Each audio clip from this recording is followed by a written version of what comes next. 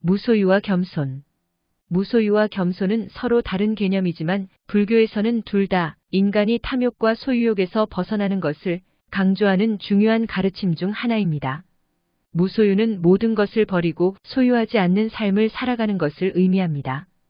이는 물질적인 것뿐만 아니라 욕심과 자아도 포기하는 것을 말합니다.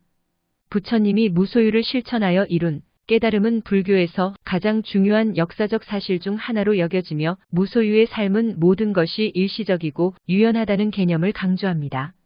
무소유는 불교의 가르침 중 하나로 모든 것을 버리고 소유하지 않는 삶을 살아가는 것을 의미합니다. 무소유의 실천은 불교에서 중요한 실천 중 하나로 여겨지며 다음과 같은 방법으로 실천됩니다.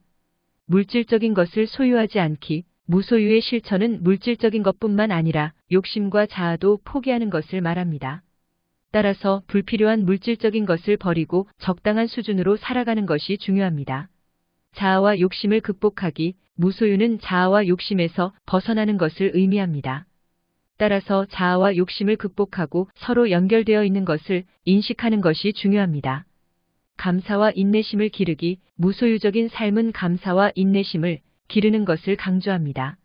모든 것이 일시적이고 유연하다는 것을 이해하고 삶의 모든 순간에 감사하며 어려운 상황에서도 인내심을 가지고 극복하는 것이 중요합니다. 명상과 수행. 무소유는 명상과 수행을 통해 극복됩니다. 명상을 통해 마음을 집중시키고 안정성을 유지하며 수행을 통해 자아와 욕심을 극복하고 탐욕과 소유욕에서 벗어나는 것이 중요합니다. 다른 이들을 존중하고 돕기. 무소유는 자아와 욕심에서 벗어나는 것을 강조합니다. 따라서 다른 이들을 존중하고 돕는 것이 중요합니다. 이는 인간관계에서 중요한 가치를 가진 것으로 자아와 욕심에서 벗어나면서 다른 이들과 조화롭게 살아가는 것이 중요합니다. 무소유의 실천은 불교에서 중요한 가르침 중 하나이며 물질적인 것을 버리고 자아와 욕심을 극복하며 다른 이들을 존중하고 돕는 것을 중요하게 여깁니다. 반면 겸손은 자신의 능력과 성취를 소유하지 않고 다른 사람들을 존중하고 배우며 자기 성찰하는 태도를 말합니다. 이는 자아를 너무 크게 부풀리지 않고 자신의 가치를 낮추지 않으면서도 다른 사람들과 함께 일하고 배우며 성장하는 태도를 가진 것을 의미합니다. 이러한 무소유와 겸손의 가르침은 인간이 탐욕과 자아에서 벗어나고 서로 연결되어 있음을 강조합니다.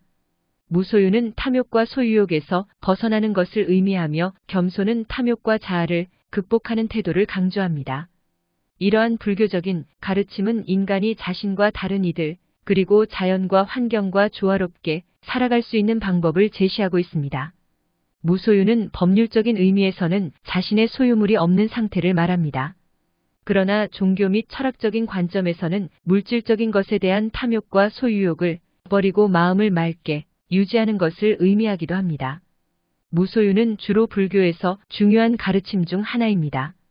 불교에서는 모든 것이 일시적이며 유연하다는 개념을 강조하고 탐욕과 소유욕은 인간의 고통과 슬픔의 원인 중 하나라고 믿습니다. 그러므로 불교에서는 무소유적인 삶을 추구하며 모든 것에 대한 감사와 인내심을 기르는 것을 권장합니다. 부처님이 모든 것을 버리고 탐욕과 소유욕을 극복한 삶을 살아간 것을 의미합니다. 이는 부처님이 인간의 고통과 슬픔의 원인 중 하나인 탐욕과 소유욕을 극복하여 완전한 해방을 이룬 것으로 불교에서는 부처님의 이러한 경험을 바탕으로 탐욕과 소유욕에서 벗어나는 것이 인간의 진정한 해방을 이루는 길이라고 믿습니다. 부처님은 이전에 왕자로 태어나 왕위를 계승할 가능성이 있었음에도 불구하고 부처님이 불교적인 깨달음을 이루기 위해 가정과 궁궐을 떠나서 수년간 극도의 금식과 명상을 했습니다.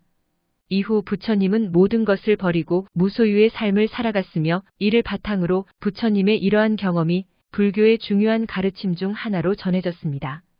불교에서는 부처님이 무소유의 삶을 살아가며 극복한 탐욕과 소유욕을 바탕으로 모든 것이 일시적이고 유연하다는 개념을 강조합니다.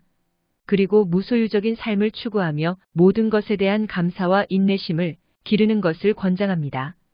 이는 불교에서 인간의 진정한 해방을 이루는 길 중 하나로 여겨지며 부처님의 무소유의 삶은 불교 신자들에게 영감을 주고 있습니다. 다른 종교나 철학에서도 무소유는 중요한 가르침 중 하나일 수 있습니다. 예를 들어 기독교에서는 자신의 재산을 나눠주는 것을 중요시하며 이는 사랑의 원칙에 기반한 것입니다. 이와 비슷하게 힌두교에서는 모든 것이 하나의 신성한 존재로부터 유래되었다는 개념을 강조하며 모든 것은 서로 연결되어 있다고 믿습니다. 따라서 무소유는 종교 및 철학적인 관점에서 매우 중요한 개념 중 하나입니다. 이는 물질적인 것에 대한 탐욕과 소유욕을 버리고 오히려 감사와 인내심을 기르며 삶을 살아가는 것을 추구하는 의미를 가지고 있습니다. 겸손은 자신을 낮추고 다른 사람들을 존중하는 태도를 말합니다. 겸손한 사람은 자신을 과시하거나 자랑하지 않고 다른 사람들의 의견을 경청하며 항상 배우고 성장하려는 태도를 가지고 있습니다. 겸손은 종종 긍정적인 효과를 가져옵니다. 겸손한 사람은 다른 사람들과 더 쉽게 소통하고 상호작용할 수 있으며 더 나은 대인관계를 유지할 수 있습니다.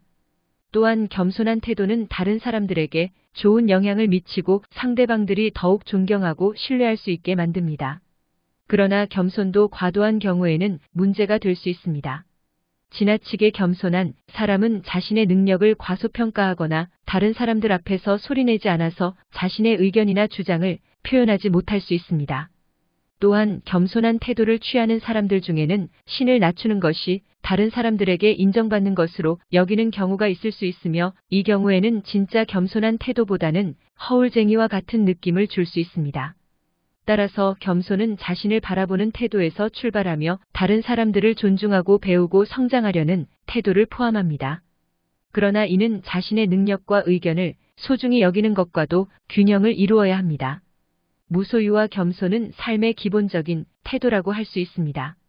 반면 욕심의 끝은 결국 만족감의 부재와 불행의 증가입니다.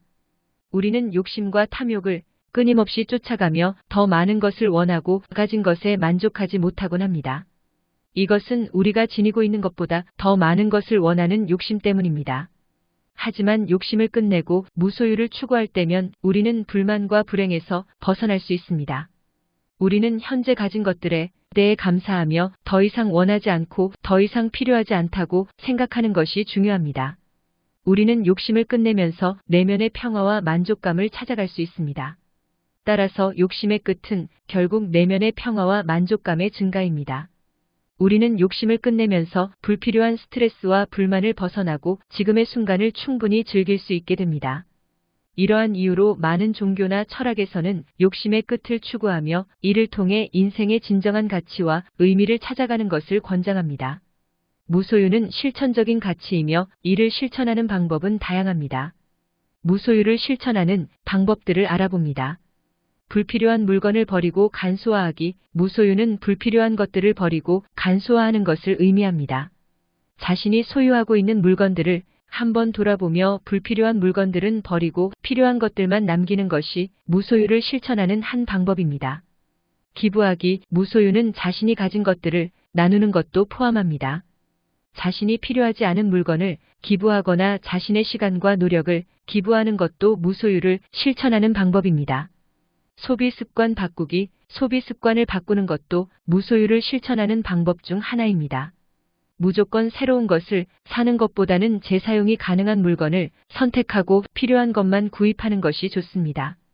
물질적인 것이 아닌 가치에 집중하기. 무소유를 실천하면서 물질적인 것보다는 가치에 집중하는 것이 중요합니다.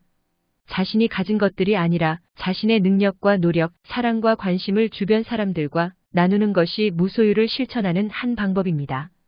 감사하며 살아가기. 무소유를 실천할 때는 자신이 가진 것들에 감사하며 살아가는 것이 중요합니다.